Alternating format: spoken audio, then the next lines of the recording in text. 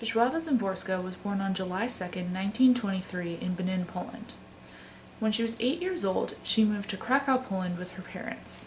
On September 1, 1939, the Nazis invaded Poland and shut down schools, forcing the 16-year-old Szymborska to obtain her high school diploma from a secret study group while she worked as an official for a railroad company near her home to avoid being sent to a German work camp.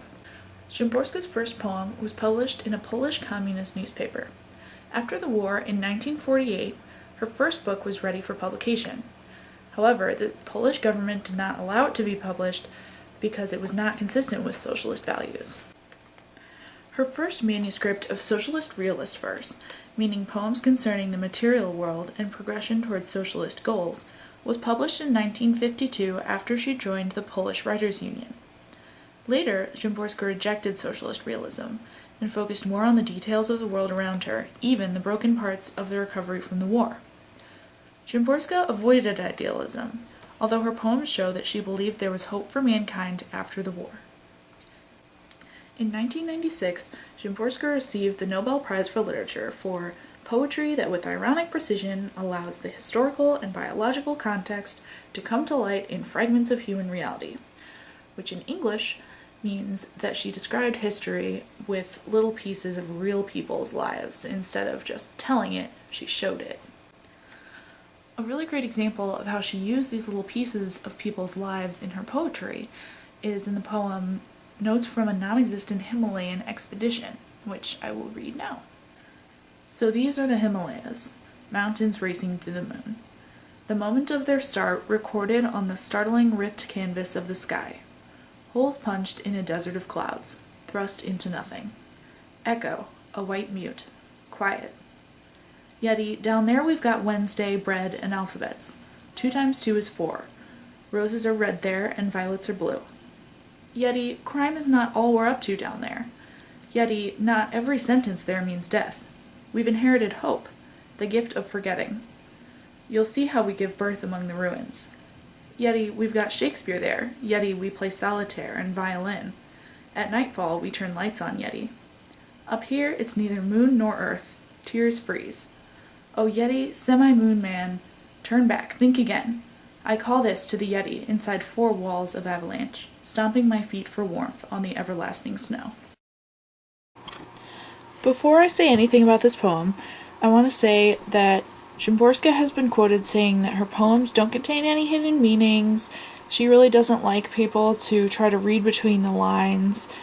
In this poem, it's been said that the Yeti represents Stalin, but she did say that that's not true, and she's really just trying to describe to an outsider why Earth is a good place to live.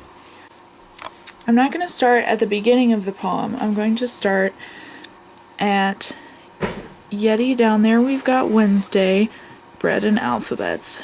2 times 2 is 4, roses are red there, and violets are blue.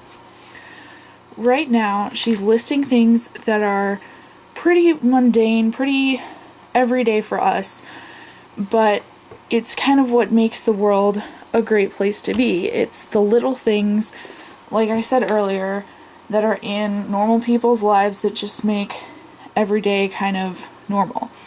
Also, when she quotes roses are red there and violets are blue, it's a childlike innocence, kind of sing-song, where she's showing that even through this war, humankind still has some innocence, some childlike qualities.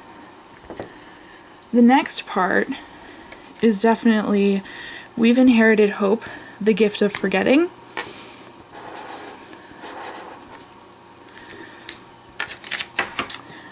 And you'll see how we give birth among the ruins is also included in there. That's pretty obviously describing the recovery after the war and rebuilding Poland, which was the first place to be struck in World War II.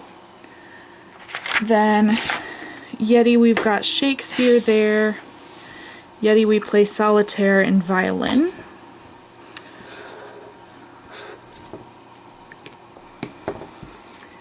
To me, that shows how culture was preserved and how the Germans weren't able to take away everything that they had, everything that the Polish had, because they were stronger than that the rest of the world was stronger than that, and they were able to preserve the culture.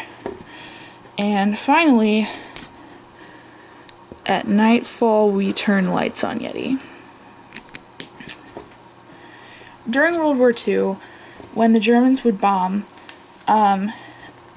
especially in London, and when there were scares in the United States, they would have blackouts, where at night, since that's when the bombings usually happened, an entire city would shut off all its lights. You weren't allowed to light up a cigarette or have any lights on at all. No flashlights, no cars. You had to stay in your house, turn all your lights off, cover up your windows. And that was so that the planes couldn't see the houses to bomb the city. They didn't know where they were. And so by saying at nightfall we turn lights on, that's showing that the war's over, there's no more threat, they're just not scared anymore. So that's mostly what I got of this poem.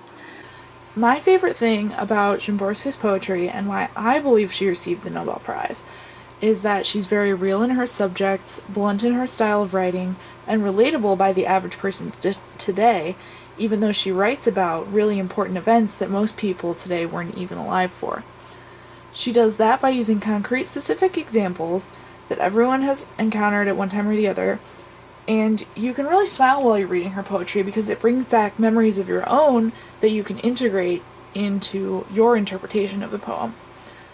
And at the same time, she still uses great imagery and description, like when she says holes punched in a desert of clouds in Notes from a Himalayan Expedition, Nonexistent. And she also uses other literary devices that we all know make great poetry. Thank you for watching. Hope you enjoyed learning about Wislawa Szymborska.